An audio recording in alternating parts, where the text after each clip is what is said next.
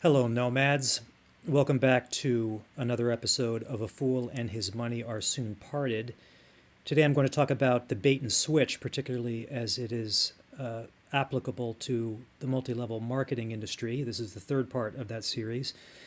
I shouldn't need to preface, but I will, that none of the MLM series is meant as a personal attack on anyone. I have no issues with anybody who gets involved in an MLM or who engages in recruiting.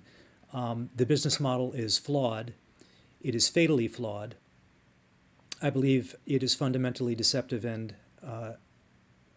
misleading, and at worst, fraudulent, and that's my problem with it. So let's get right into the bait and switch, and here is the definition from Investopedia.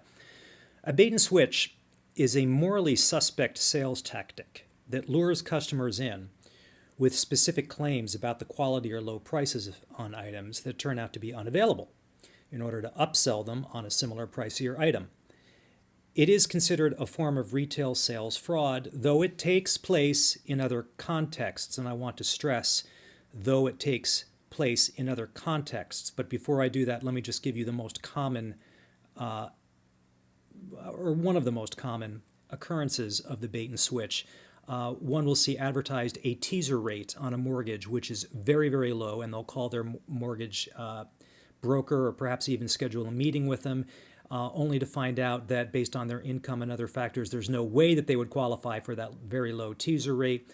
And while they're engaged in the sales process, they will be offered a more expensive mortgage with a worse rate, which will accrue to the benefit of the mortgage broker.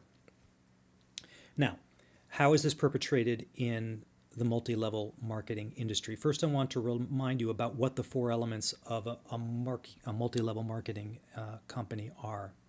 The endless chain recruiting model, which is fundamental, which assumes an infinite market, which is based on the premise that you can hire an infinite number of salespeople who compete for the same market, selling the same good or service for the same price.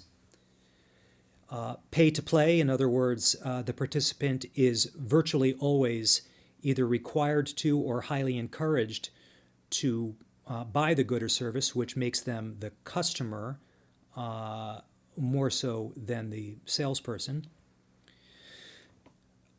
Item number 3 is the requirement. If one truly wants to make more than zero, to break even or actually make money, recruiting heavily is a requirement. And then there is, the extreme money transfer, where somewhere between 50 and 70% of all of the value that is transferred in the organization goes straight to the top. Now, what is being sold? What is the bait? And what is the switch? The bait in all multi-level marketing companies. In fact, you might argue, what is the thing that all multi-level marketing companies are selling? They're selling the dream. The same thing that everybody wants. It's the most sought after good or service in the world. It is the dream. And the dream of what?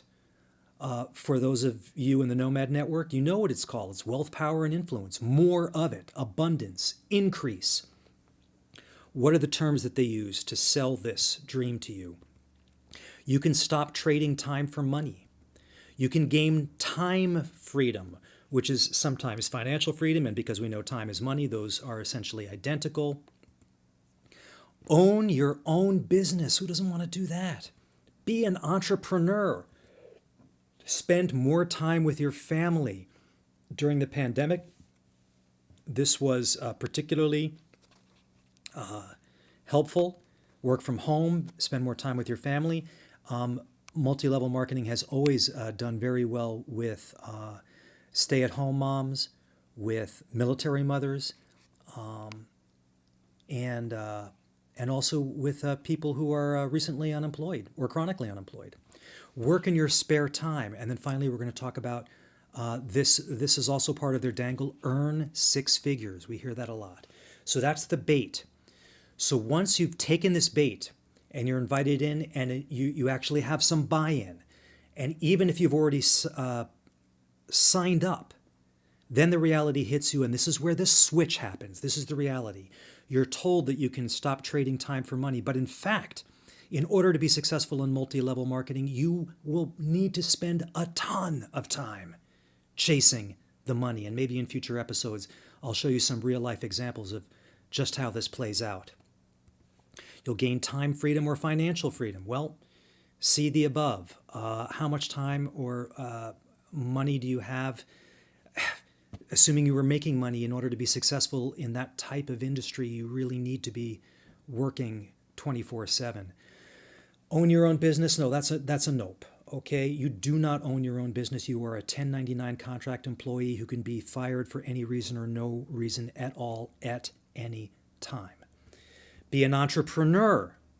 No, you're not an entrepreneur. And forgive me for saying so, folks. That suggestion is an insult to those of us in the network who really are entrepreneurs, who really have taken personal risk and investment to build a business based on our own rare and specialized skills, and have labored to make our income mobile and have saved our money, saved more than we've spent. That's just not possible, except for the very, very few in multi-level marketing. Spend more time with your family? No, your time will be totally consumed. There's basically a theme that's here. The switch, the reality is that these promises that are dangled at you in this opportunity meeting will not be realized. Work in your spare time? See above, okay?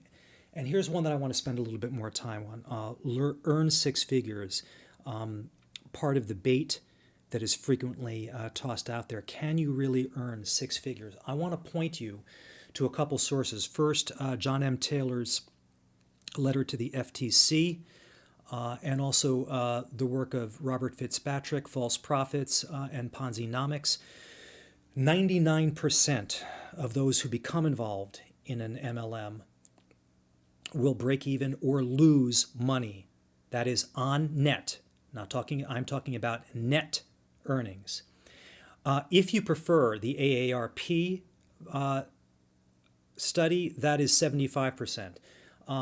Maybe I'll go into more depth in a future episode about the AARP study. It was self-reported data. Because this was self-reported survey data, I would argue that it's actually remarkable that the number is as high as it is. Is as low as it is. I mean, why wasn't it lower? Why would you admit that you've lost money to an interviewer? Another thing that's important to know about this dream, this dangle, is that if you want the dream, if you truly want the dream, if you have a winner's mindset, right, that you can actually get these six figures, you have to recruit and recruit and recruit until it damn near kills you. Here's the conclusion, folks. If an opportunity, if the bait seems too good to be true, it is, because that switch is coming sure as dawn follows the night, okay? You, nomads, your time and your money are way too valuable to get involved in an MLM. That's all I've got for you for today. I'll see you in the next episode.